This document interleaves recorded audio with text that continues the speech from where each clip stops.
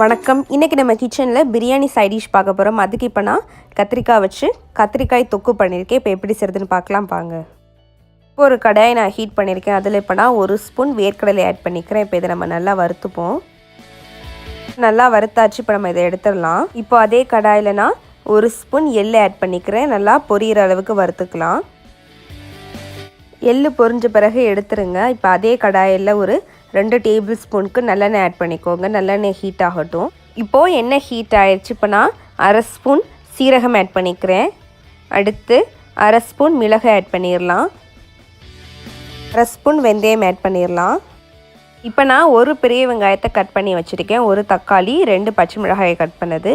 இப்போ நான் வெங்காயத்தை ஆட் பண்ணிவிட்டு வெங்காயத்தை நல்லா வதக்கிக்க போகிறேன். இப்போது வெங்காயம் நல்லா வதங்கிருச்சு பாருங்கள். வெங்காயத்தை வதக்கின பிறகு இப்போ நம்ம பச்சை மிளகாய் ஆட் பண்ணி அதையும் நல்லா வதக்கிடலாம். இப்போ இது கூட கட் பண்ண தக்காளியும் ஆட் பண்ணிவிட்டு அதையும் நல்லா வதக்கிடலாம்.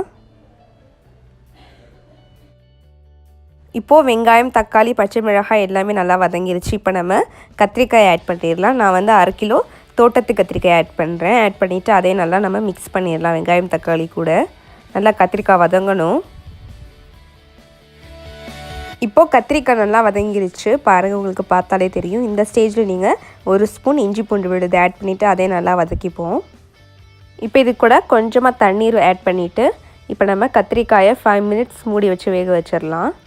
இப்போது 5 மினிட்ஸ் ஆயிடுச்சு. நம்ம ஓப்பன் பண்ணிடலாம். நல்லா கத்திரிக்காயெலாம் நல்லா வெந்துருச்சு பாருங்கள். இப்போ இது கூட நம்ம 1 டீஸ்பூன் மஞ்சள்தூள் ஆட் பண்ணிடலாம். இப்போது மிளகாய்த்தூள் ஆட் பண்ணிடலாம். மிளகாய்த்தூள் வந்து உங்கள் காரத்தை அந்த மாதிரி நீங்கள் ஆட் பண்ணிக்கோங்க.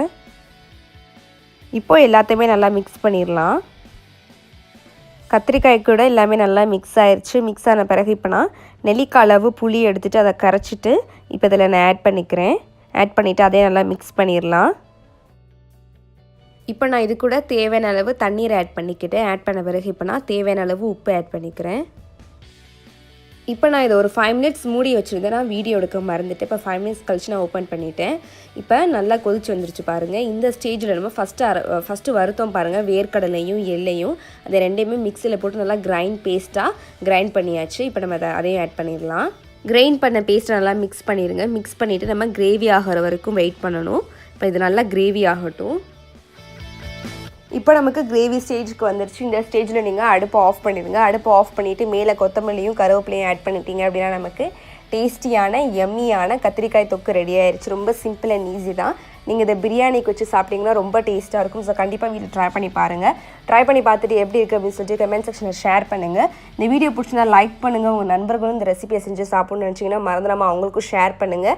இதே மாதிரி நம்ம சேனலில் நான் நிறைய டிஃப்ரெண்ட் ரெசிபிஸ் போட்டிருக்கேன். கண்டிப்பாக அதெல்லாம் உங்களுக்கு நான் டிஸ்கிரிப்ஷன் பாக்ஸில் லிங்க் கொடுக்குறேன். மறந்துடாமல் செக் பண்ணி அதையும் போய் பாருங்கள்.